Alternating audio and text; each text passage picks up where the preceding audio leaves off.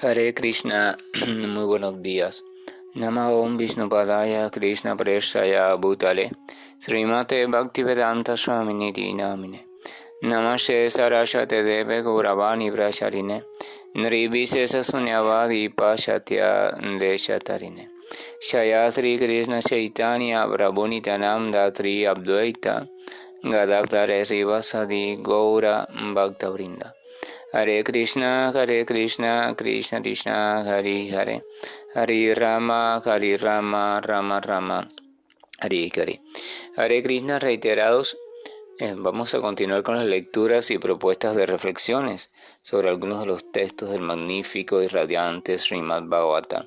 En el día de ayer habíamos iniciado el capítulo número 19 del primer canto del Srimad Bhagavatam, donde se explicaba lo siguiente. Sri Sutta Goswami dijo: mientras el rey Maharaj Parishi regresaba al hogar, sintió que el acto que había cometido contra el intachable y poderoso Brahmana había sido atroz e incivilizado. En consecuencia, se sintió afligido. Y aquí apuntábamos sobre algo importante, sobre cómo en la vida de aquel que está en una posición un poco encaminada hacia la trascendencia, o aquel que está situado en ella, o aquel que está en buena dirección hacia ella, se va presentando la capacidad de reflexionar sobre cada uno de sus pensamientos y actos cometidos, y entonces es capaz además de percibir cuando lo que realizó no está en perfecta armonización con alguien que posee conocimiento, o con alguien que está comprendiendo la vida en el sentido de la espiritualidad. Y cuando comprende eso, entonces se apodera de su corazón por un momento determinado un cierto grado de aflicción. O sea, se siente, como decimos vulgarmente, se siente mal. Ojo, porque hay veces que esta aflicción no es de naturaleza provechosa, pues a veces sentimos aflicción basado en una extrema sensibilidad separada del conocimiento real. O sea, un poco sentimos lo que llamamos cargo de conciencia o cierto sentimiento de culpabilidad frente a una situación en la cual en verdad no se es culpable, de la cual no se es culpable, sino que un poco la desequilibrada postura de misericordia o compasiva es desequilibrada porque está en extremo y no está ajustada a otras posturas también necesarias. Al predominar sobre nuestro comportamiento o pensamiento, hace que nos creamos responsables de todos. Ese tipo de arrepentimiento de culpabilidad, que no está basada en una posesión equilibrada de conocimiento real, y que no está basada tampoco en una práctica equilibrada de el amor, sino que está basado en un desajuste y emocional, no es la respuesta saludable de la que estamos hablando. La respuesta saludable o arrepentimiento saludable es aquel que se erige desde el conocimiento y se erige también desde el amor en su comprensión más equilibrada y armónica. Muchas veces decimos, por ejemplo, que entre el amor y la razón no hay una compatibilidad, que el amor es loco, que el amor es esto, pero no es tan así. No, el amor no es entendible desde el pensamiento lógico lineal al que estamos acostumbrados, pero eso no significa que sea loco ni que sea incoherente. El amor es perfectamente organizado, lo que su modelo o su dinámica organizativa o su estructura organizativa no responda a las cuestiones de la mente. Pero eso no significa que es desorganizado, no significa que es caótico, no significa que es loco, no significa que no. Él sigue un orden perfectamente armónico. El amor nunca es incoherente en sí mismo. Él es perfectamente coherente, lo que su modelo de coherencia no puede ser visibilizado por el aspecto especulativo, filosófico o estructural de la mente. Entonces, desde ese amor real y no desde el concepto erróneo que tenemos, y desde el conocimiento real y no desde el conocimiento que nos hemos inventado, desde esas dos cuestiones es que surge el verdadero sentimiento de culpabilidad, que es sano, favorable y necesario, porque nos ayuda a seguir perfeccionándonos en humildad, en simpleza y en autorreconocimiento de cuántas cuestiones todavía siempre quedan estorbando entre nosotros y la verdadera relación con Dios. Vamos a recordar que lo que llaman camino espiritual o lo que llaman tránsito hacia la autorrealización es todo un conjunto de labores o toda una gran labor que se va armando por un conjunto de pequeñas labores donde la finalidad es ir un poco liberando, ir quitando, ir purificando todas aquellas cuestiones que están interpuestas entre nosotros y aquello que es la fuente de todos nosotros, todos los nosotros. Nosotros, cuando las escrituras hablan de nosotros, cuando los maestros que han experimentado la esencia hablan de nosotros, no se están refiriendo más que a, por decirlo así, porciones de lo único que hay. Eso que llaman Dios, la verdad absoluta, el total, el Espíritu Supremo, eso realmente es lo único que hay. Entonces, si eso es lo único que hay, es absoluto, es ilimitado, ¿dónde queda el nosotros? Ese yo supuestamente individual, ¿dónde queda?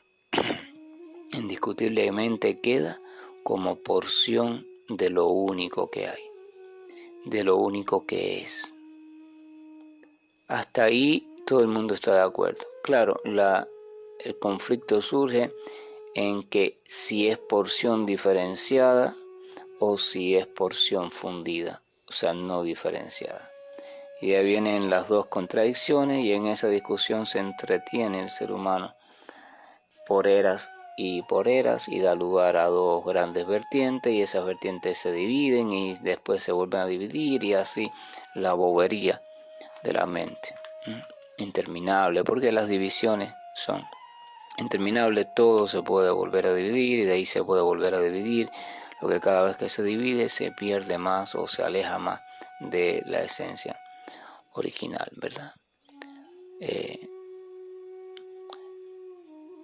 ¿Es todo una unidad indiferenciada o es una unidad diferenciada? A veces el término unidad, a nuestro concepto materialista, significa que no hay diferencia en nada. O sea, cuando se habla de tal cosa es una sola cosa, es que no hay, se distingue en ella diferencia en nada. Pero unidad también significa que se pueden diferenciar elementos, perfectamente se pueden diferenciar, pero no se pueden desintegrar. O sea, se pueden diferenciar, pero no se les puede aislar, no se les puede separar, porque ellos simplemente están irremediablemente ligados, pero hay una diferencia. Entonces, se habla de una diferencia en la unidad. Se lleva a un proceso de paz, se concilian las dos cuestiones que parecen irreconciliables. El mundo material está lleno de dualidades, la mente está llena de dualidades, la perspectiva simplemente de la identidad, del yo soy esto, ya ese es el principio de toda dualidad, porque cuando usted se comienza a considerar a usted mismo como un yo soy tal cosa y se identifica como eso, ya automáticamente está aceptando la existencia de cosas diferentes a usted. Entonces ya la dualidad está centrada o está asentada sobre la propia búsqueda de identidad, o sea, la construcción del ego falso. Por eso se dice que todo lo demás no es más que una expansión del ego falso. La mente, la inteligencia, las perspectivas, todo es una expansión del ego falso o de la falsa identidad.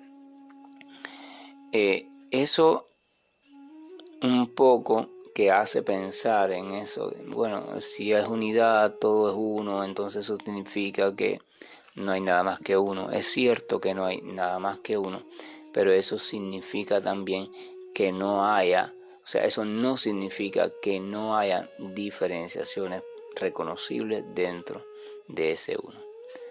Lo que no puede suceder es que esas diferenciaciones sean aislables del uno.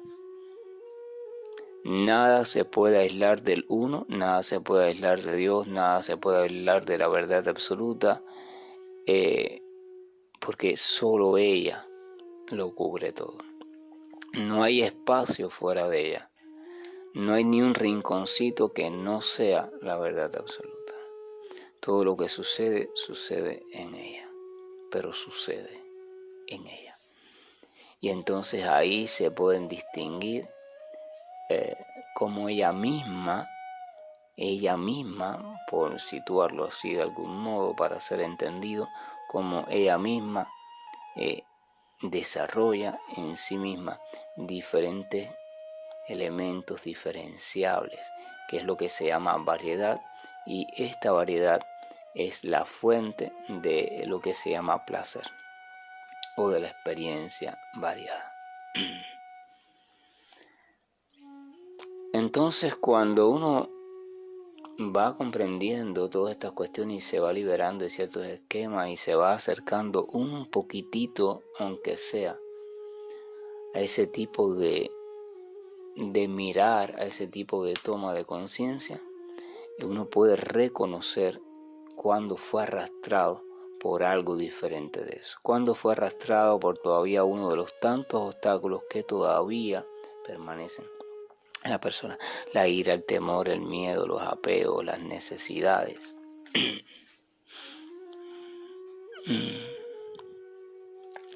Mientras existen cuestiones que nos condicionan, y esas cuestiones van a existir, se puede decir por siempre, porque este mundo es un mundo condicionado y siempre nos van a estar presionando los condicionamientos, nos los van a estar recordando, ¿no? Cuando existen, mientras existan en nosotros y estemos atados a cuestiones condicionantes, entonces siempre vamos a estar de algún modo sesgados en nuestra forma de mirar los asuntos que están sucediendo y en la forma de mirar a los supuestos nosotros mismos, a los supuestos egos falsos, desde los cuales estamos experimentando y viviendo y respondiendo a tales asuntos. Entonces Maharaj Parishi, en su regreso a casa, un poco ya reflexionando sin la ira, pudo ver con claridad que había cometido algo que no estaba en concordancia con la relación armónica con el Señor, porque había visto lo que realmente no era. ¿Qué había visto Maharaj Parishi? En su mente lo que vio fue que alguien no lo estaba atendiendo debidamente, lo estaba ignorando, y por tanto eso era una falta de respeto según el código de la época de ética y de moral, y más aún tratándose del emperador. Eso era lo que su mente vio en ese momento, la forma en que interpretó aquel momentito, condicionado por el hambre, por la sed, por la debilidad.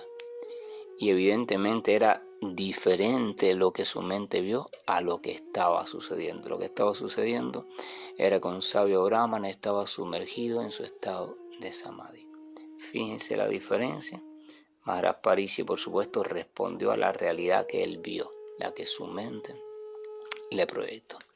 Cuando él regresó para su hogar, entonces se dio cuenta que había sido objeto de engaño. Había visto lo que no era, por alguna razón había visto lo que no era. Y entonces lamentó eso, porque lamentó: wow, he actuado de una manera esclava de la mente, todavía mira cuánto me queda, ¿verdad? Por purificar, por cambiar, y eso le dio pesadumbre en el corazón. El texto 2 dice lo siguiente: por haber desatendido las disposiciones del Señor Supremo, Debo suponer sin duda que alguna dificultad me embargará en el futuro cercano. Ahora deseo sin reservas que la calamidad aparezca en este momento, pues de ese modo me liberaré de la acción pecaminosa y no cometeré de nuevo una ofensa de esa clase. Aquí Maharaj Pariksit es el que está pensando, y está pensando de esa manera y está un poco pensando sobre o basado en la ley del karma. O sea, como yo he cometido, dado salida a una conducta que no proviene de una relación lúcida con el Señor ni de una posición amorosa con relación a Él, donde todas las criaturas se ven con los mismos ojos. Yo he visto con ira a esta criatura que estaba meditando, y debido a que ha sucedido eso, entonces sin lugar a duda habrá algún tipo de consecuencia, o sea, la ley del karma. Vamos a recordar Bhagavad Gita en los capítulos 3 y 5, donde habla del karma yoga, donde habla de la acción y la reacción. Menciona básicamente dos tipos de acciones, a las cuales le llama karma y vikarma. Karma es la acción que trae una consecuencia natural pero favorable, y vikarma es la acción que trae una consecuencia no favorable. Es lo que la llaman en lo cristiano, en el ámbito cristiano, ¿verdad?, el pecado y la conducta virtuosa. Pero Krishna habla de un tercer tipo de actividad, que es aquella actividad que no trae ninguna reacción, y a eso, para ello utiliza el término akarma, o sea, no trae ninguna reacción. Y menciona que la única actividad que no trae ninguna reacción es aquella actividad que no es realizada desde los constructos o desde nuestro ego y de nuestras construcciones mentales y construcciones culturales, sino que es realizada desde un servicio amoroso perfecto, es un servicio amoroso puro. O sea, lo que guía nuestra acción no es el posible, ¿cómo se dice cuando las posibles ganancias, ni el huir a posible sufrimiento, ni algún tipo de interés intelectual, ni algún tipo de esto, nada? Lo que simplemente moviliza a la acción es el puro amor incontenible que ha desbordado el corazón y que siente un empuje constante, una atracción constante hacia la felicidad del objeto de amor. Eso es en esencia el único tipo de actividad que no produce reacción de ningún tipo. ¿Por qué no produce reacción de ningún tipo? Porque para que haya reacción tiene que haber un sujeto que va a ser objeto de esta reacción. Pero si no hay sujeto ya que sea objeto de esta reacción, porque este sujeto en virtud del amor se ha purificado de la identidad individual y se ha comprendido como porción del Señor, como porción del dueño del amor, entonces ¿qué sujeto va a recibir la reacción? No hay. No hay estructura egoísta que pueda ser objeto de la reacción. No hay sujeto. Lo que está actuando en ese supuesto sujeto es puro amor. Entonces, ¿cómo podría el puro amor recibir una reacción kármica? No es posible, aunque aparentemente se pueda pensar que sí o se pueda aparentar que sí, no es posible. Por eso el servicio devocional puro, el puro, ninguno de nosotros lo practicamos de manera pura. El servicio devocional puro libera del karma, o sea, no genera karma ni bueno ni malo. Las actividades ritualistas están diseñadas, por ejemplo, para diseñar karma favorable, lo que llaman buen karma, y para un poco mitigar o eliminar algunos elementos de mal karma que venimos arrastrando. O sea, a ese de eliminar el mal karma se le llama expiación, cuestiones que hacemos para expiar nuestra falta. Y entonces a la otra se le llama las caridades, por ejemplo, que hacemos supuestamente para en un futuro poder tener buenas consecuencias. Vemos que en ambos casos hay un interés, el interés de eliminar aquello que me puede traer sufrimiento en el futuro debido a acciones pasadas no favorables. O sea, hay un interés allí, y el otro tipo de interés es, en el otro caso, obtener una vida más favorable en el futuro, más placentera, donde, o incluso en esta misma vida, donde me puedan pasar cosas mejores.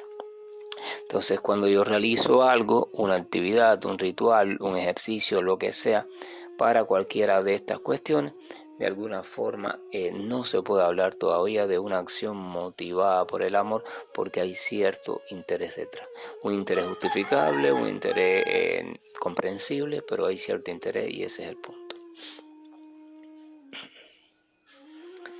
Entonces este rey Mahara Parisi se da cuenta, comprende que como ha actuado de manera separada del amor de Dios por un momento, o aparentemente separada, entonces inevitablemente ha cometido un acto atroz, un acto detestable en su conducta, así que de seguro va a recibir alguna consecuencia. Entonces, ¿qué dice él? Ya que esta consecuencia va a venir sin duda alguna, entonces pues que venga ya. O sea, cuando el devoto del Señor realiza un acto que considera no fue en la presencia amorosa del Señor, sino que es un acto detestable, entonces él dice, pues bueno, que venga la consecuencia ya. Que venga la consecuencia ya para terminar de pasarla, y entonces ya yo quedar libre otra vez de esa consecuencia y no repetirlo. O sea, es como el enfermo, aunque el procedimiento quirúrgico que hay que hacerle sea de riesgo, sea de lo que sea, él dice, bueno, háganlo ya. Y que sea lo que sea, háganlo ya, y así ya podré pasar por lo que tengo que pasar. Si tengo que pasar por ello, pues que suceda ya. Ahora, ¿qué pasa con el devoto? No lo hace para salir del sufrimiento rápido que le pueda esperar, porque para él, si está en compañía del Señor, no importa si hay gozo o si hay sufrimiento. Así son los misterios del amor. Sino que él lo hace en tanto que sabe que mientras esa reacción pecaminosa no pase, entonces él va a estar de algún modo separado de la relación directa consciente con el Señor. Y eso es lo que él no tolera. O sea, ese velo de relación kármica va a estar un poco obnubilando su visión, su sentir directo de la presencia de su amado, y un amado no puede tolerar el distanciamiento de su objeto de amor. Entonces eso es lo que lleva a Maharaj Parisi a decir, pues que suceda ya, o sea, que suceda ya. Fíjense que al final, casi al final, dice aquí el número 2, dice que aparezca este momento, pues de ese modo me libraré de la acción pecaminosa, no cometeré de nuevo una ofensa de esa clase. El no cometer algo en la cuestión del devoto no es una convicción, una decisión que viene por miedo al castigo, sino es que viene simplemente por la toma de conciencia de que ese tipo de actitud o de conducta le aleja de la compañía consciente y amorosa de aquello que es el eje de su propia existencia. Todas las reacciones y toma de decisiones en un devoto puro van a estar basadas en cuánto eso me acerca o me aleja, me posibilita o me imposibilita la compañía consciente, el servicio consciente a aquello a quien yo he entregado voluntariamente mi corazón y sin esperar nada a cambio. Eso, cuando lo perdemos de vista, vamos a malinterpretar las conductas de los devotos, y por eso han surgido tantas interpretaciones de textos sagrados, tantos cuestionamientos de comportamiento de grandes devotos, pero todos son equívocos. Hasta que no comprendamos de qué va el amor puro, no podremos juzgar a ciencia cierta el comportamiento de un devoto, y daremos explicaciones o argumentos que no son más que resultado de nuestra propia especulación mental en un intento fallido de comprender el comportamiento, la personalidad y el pensamiento de un devoto. El devoto puro del Señor, devoto puro del Señor es la posición original de la chispa de vida o de la entidad viviente, integrada de manera armónica, consciente de su armónica integración, de su eterna integración a aquel que siempre es y que nunca deja de ser. En unidad, esta unidad producida en virtud del amor, pero al mismo tiempo en diferenciación, para poder realizar, ejecutar y disfrutar precisamente ese amor. O sea, si el amor es lo que nos une, pero no podemos realizar ese amor, no podemos vivir en ese amor, no podemos desempeñar todo dentro de ese amor, entonces, ¿qué sentido tiene? O sea, para que haya ese amor y para que ese amor sea manifiesto a plenitud, tiene que haber un cierto grado de diferenciación entre el amado y la amada, entre el objeto y el dueño, y en ese interrelación o juego de roles es donde el amor explota en sus ilimitados sabores. Disfruta el amante, disfruta el amante, disfruta lo amado, disfruta el que ama, y no se sabe al final quién es uno y quién es otro, aunque sí se pueden divisar que hay dos, pero en verdad hay uno. La cuestión del amor es así. Que la gracia y el amor de nuestro amoroso Señor nos acompañe y que nos ayude a irnos comprendiendo porciones integrales de Él, inseparables, pero al mismo tiempo diferenciables. Y no hablo de nosotros como seres humanos, nuestra personalidad no es una porción integral de Dios, esto es una construcción que hemos ido desarrollando psicológicamente, etcétera, etcétera, y que está destinada a desaparecer. Nuestras personalidades y personajes tienen que dejar de hacerse pasar por nuestra identidad original, seguir allí porque son necesarios desde el punto de vista práctico, pero como muñecos utilizables y no como el dueño de la obra. Lo que es porción del Señor es la chispa esencial que está detrás de toda esa dinámica. El actor fundamental, lo que llaman alma, el ser, lo que sea, eso es lo que es porción del Señor Supremo. No nada diferente de eso. Hare Krishna, buen día, y estoy finalizando la llamada. Om Namo Bhagavate Vasudevaya. Om Namo Bhagavate Vasudevaya. Om Namo Bhagavate Vasudevaya.